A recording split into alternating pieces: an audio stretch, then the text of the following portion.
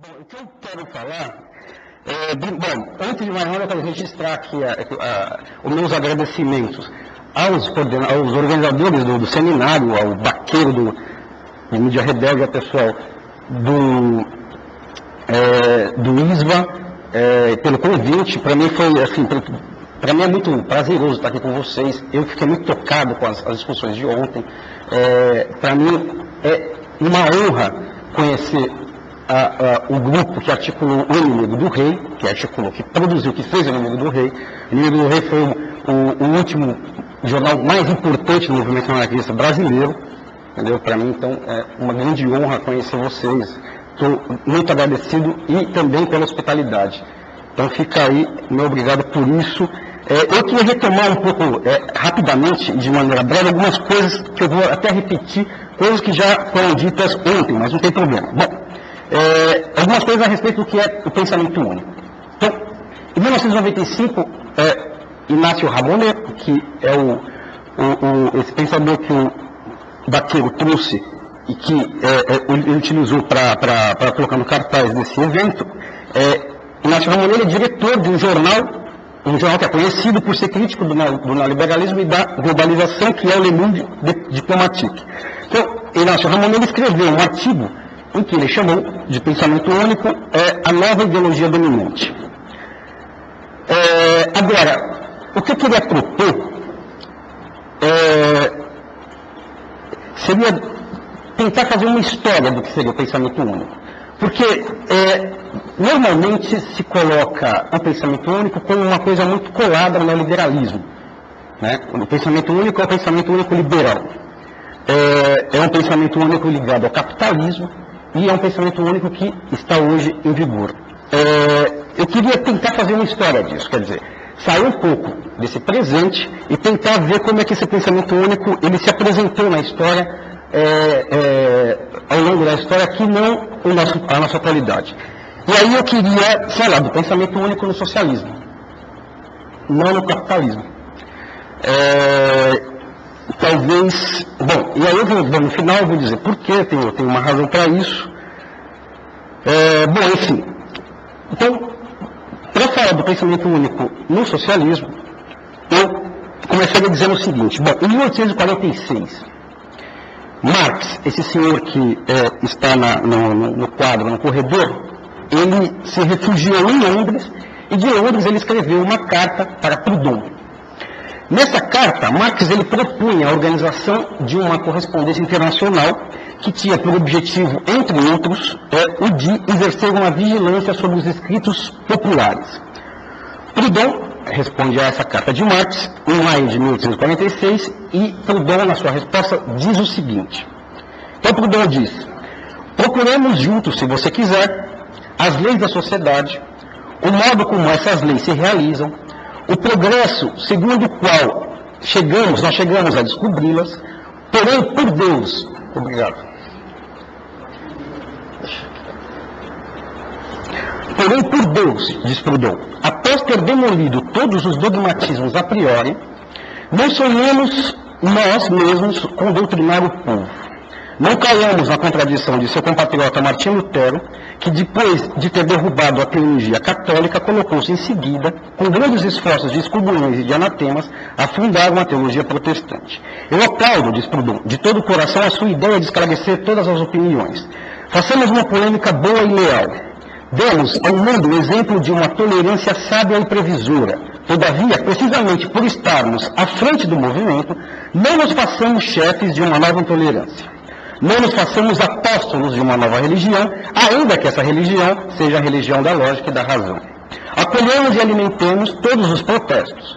Demonstremos todas as exclusões, todos os misticismos. Não consideremos jamais uma questão esgotada e, quando tenhamos esgotado o último argumento, recomecemos o princípio, se necessário com a mesma eloquência e ironia. E com essas condições, termina Proudhon, eu entrarei com prazer em sua associação, do contrário, não. Então, Proudhon escreveu essas palavras. Proudhon é considerado o pai do anarquismo moderno, ele escreveu em 1846, E o que eu considero significativo nessas palavras é que elas são uma prova contundente de que o anarquismo é um pensamento antidogmático desde o seu nascimento, desde a sua origem, desde quando ele surge. E alguns estudiosos atribuíram essa resposta de Proudhon a Marx a causa do rompimento com Marx. Marx teria ficado irritadíssimo com Proudhon após essa resposta, e no mesmo ano, em 1846, Marx escreve A Miséria da Filosofia em resposta ao livro do Proudhon, A Filosofia da Miséria. Bom, em todo caso, o que me interessa assinalar nessa correspondência entre Marx e Proudhon, e sobretudo no seminário sobre pensamento único, é esse papel fundamentalmente antidoutrinário que o anarquismo desempenhou na história do socialismo e que desempenhou em oposição irredutível ao socialismo de tipo marxista e democrático. Então, por exemplo, um dos mais importantes livros de Proudhon, o último livro que Proudhon escreveu, um ano após ele morrer, em 1864, chama-se Da Capacidade Política da Classe Operária. Esse livro Proudhon escreveu para responder a um manifesto eleitoral escrito por um grupo de operários que reclamavam candidaturas operárias, que reclamavam candidaturas para participar das eleições. E aí a resposta de Proudhon é duríssima. E nessa resposta, que é esse livro, Proudhon vai dizer o seguinte: ele vai dizer que existem dois tipos de capacidade política. Então Proudhon vai dizer que existe uma capacidade política que é legal, uma capacidade política que é reconhecida pela lei, que é concedida pelo governo e, portanto, que é uma capacidade política que é fictícia. Por exemplo, todo brasileiro, aos 16 anos, a partir dos 16 anos, ele está capacitado politicamente para eleger os seus representantes. Ou todo brasileiro, a partir dos 18 anos, ele está capacitado para lutar ou para defender, em caso de necessidade, a sua pátria. Então, o voto e o patriotismo, eles seriam capacidades políticas outorgadas pelo Estado. Não seriam, eles não constituem, não são capacidades que constituem atributos éticos dos indivíduos. Agora, ao contrário disso, o que o Proudhon vai dizer? Existe uma outra capacidade.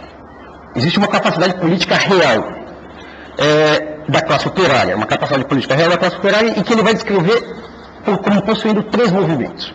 Então, o primeiro movimento, ele vai dizer, nessa capacidade política real da classe operária, o operário, em todas as suas relações com o Estado, com a burguesia e com a sociedade, o operário ele possui sempre consciência de si mesmo enquanto operário.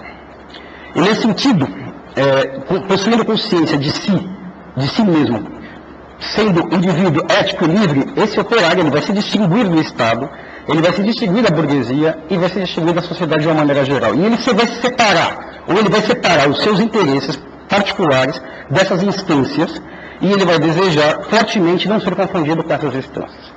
Então, esse é o primeiro movimento. O segundo movimento em relação a essa capacidade política real, o operário ele possui uma ideia, ou seja, ele forja a sua própria reflexão política. E ele conhece perfeitamente as condições e as fórmulas dessa reflexão. E ele é capaz de projetar os seus destinos e os seus objetivos através dessa reflexão. E ele vai compreender, através dessa reflexão, as suas relações com o Estado, com a burguesia e com a sociedade de um modo geral. Enfim, o terceiro e último movimento dessa capacidade política real, o operário ele está em condições de deduzir da sua própria reflexão política conclusões práticas que ele aplica na organização da sociedade em geral, e com isso ele desenvolve uma ordem política que é diferente. Então, é isso que Proudhon chamou de capacidade política real. Quer dizer, é possuir consciência de si mesmo enquanto indivíduo, é afirmar uma reflexão política que é própria e que é particular, e é buscar a realização dessa reflexão política na sociedade em que se vive.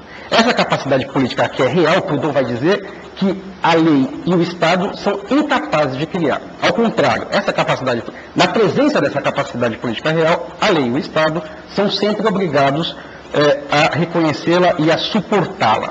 Então, vejam, é preciso separar-se radicalmente da burguesia e afirmar a própria individualidade do operário. É preciso inventar para si mesmo outras reflexões e outros instrumentos políticos.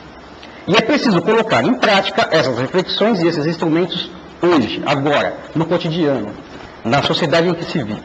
Então, no fundo, o que o Proudhon está dizendo para esses operários que estavam reclamando, reivindicando candidaturas operárias, ele está dizendo o seguinte: não se metam com a política burguesa. Desprezem as estruturas partidárias e ajam por si mesmos e pela ação direta, porque o tema também é esse, e pela ação direta transformem a sociedade em que vocês vivem. Então, vejam, a capacidade política real para Proudhon, ela é a rejeição do próprio objetivo que é universalmente aceito pela política, ou seja, a conquista e a perpetuação do poder. Essas ideias, elas foram introduzidas e defendidas no seio da Associação Internacional dos Trabalhadores, que foi uma associação que foi fundada em 1864, no mesmo ano em que o Proudhon escreveu esse livro. E existe uma divisa que ficou conhecida da IT, que é a emancipação dos trabalhadores será a obra dos próprios trabalhadores. Essa divisa ela foi tirada desse livro de Proudhon.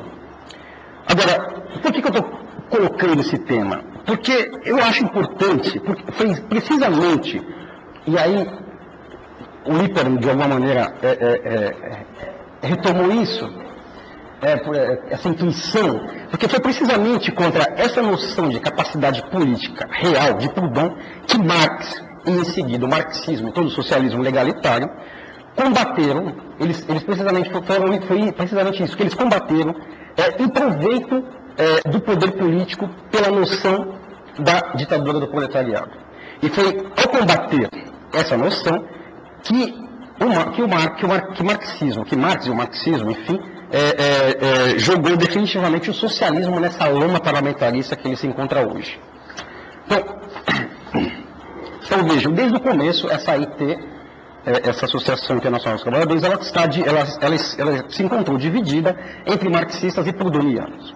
Marx ele queria a conquista do poder político pelo proletariado e considerava a tal conquista uma condição fundamental para a emancipação operária. Os proudhonianos afirmavam, ao contrário, que a emancipação seria alcançada unicamente através de uma organização de resistência operária internacional que fosse gerida diretamente pelos operários e que fosse alheia a qualquer tipo de luta política. Marx queria transformar a Internacional em um grande partido operário, estruturado hierarquicamente e centralizado.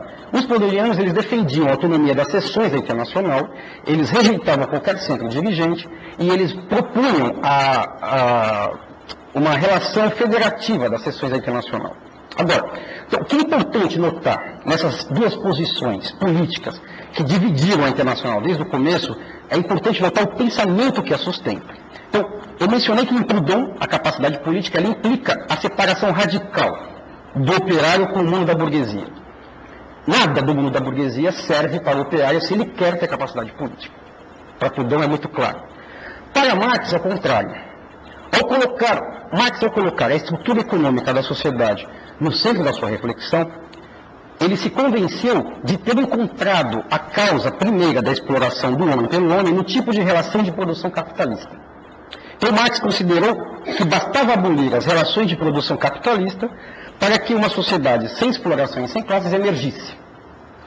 Para Marx, então, eram essas superestruturas econômicas que não apenas geravam, mas também que determinam as inúmeras infraestruturas políticas, jurídicas, culturais e assim por diante. Então, em outras palavras, para Marx, a desigualdade política entre os homens era uma derivação, era uma simples derivação da exploração econômica.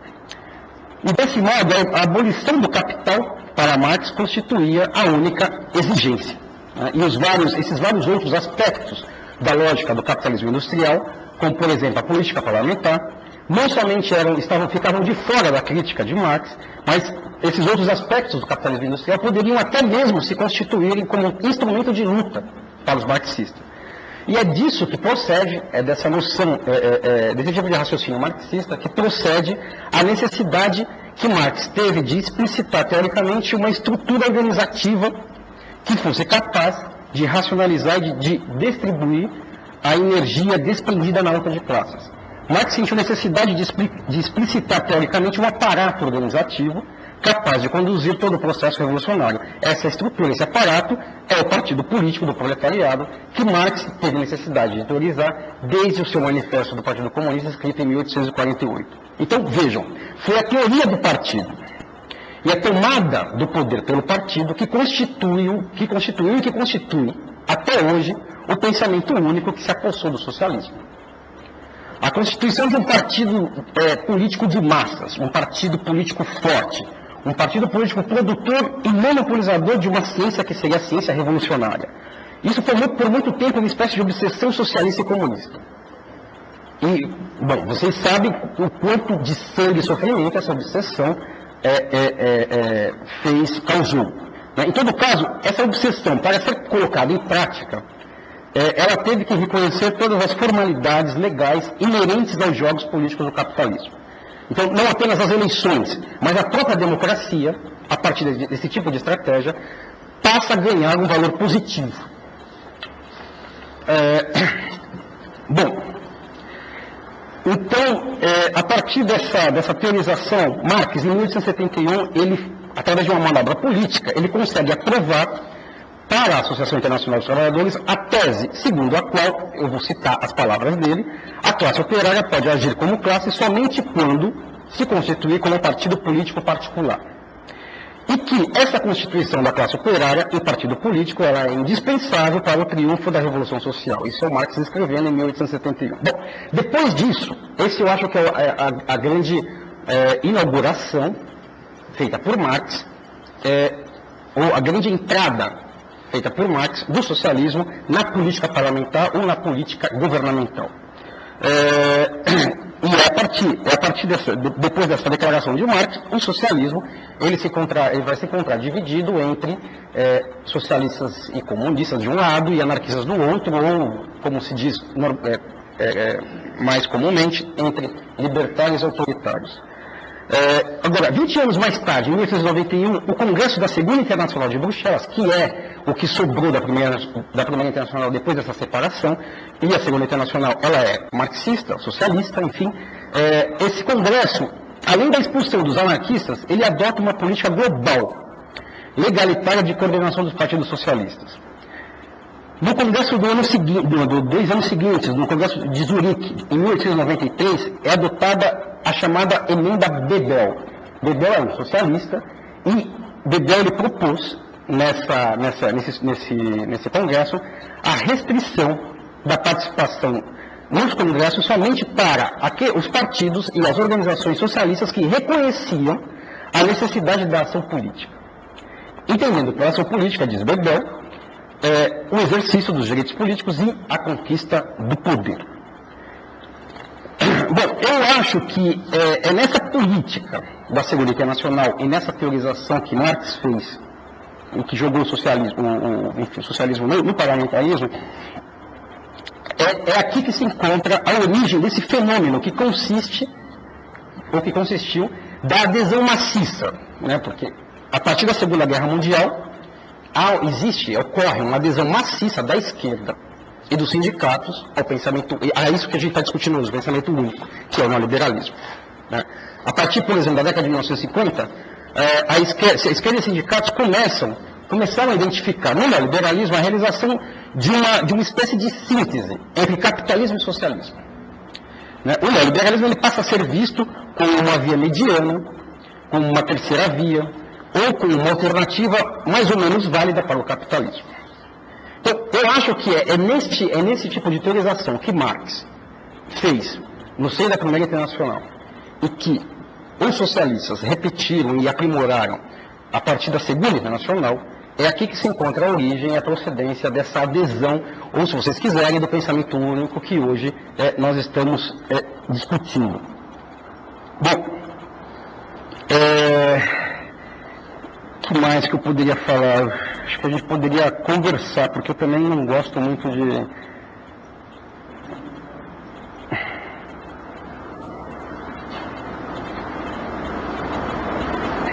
Bom, por essa razão, eu acho... bom, na história, vocês... jamais se viu o socialismo na história funcionando fora de uma racionalidade política, ou funcionando a partir de uma racionalidade política que fosse dele. Não existe racionalidade política do socialismo. O socialismo inventou, ou se deu, criou, enfim, uma racionalidade histórica, uma racionalidade administrativa, talvez uma racionalidade econômica, mas uma política socialista não existe. Quando Marx se coloca a teorizar a necessidade de um aparato tal como o partido político, ele não está criando nada, ele não inventa nada, ele simplesmente retoma uma série de reflexões que já tinham sido esboçadas por republicanos e liberais. Né? Então, não há no socialismo, não houve até esse momento nenhum tipo de racionalidade política que fosse própria. E é por isso que o socialismo, desde o começo, quando ele é chamado para ser colocado em prática, né, ele retoma as formas políticas que ele encontra mais facilmente. Então, o socialismo ele funcionou, por exemplo, com o liberalismo.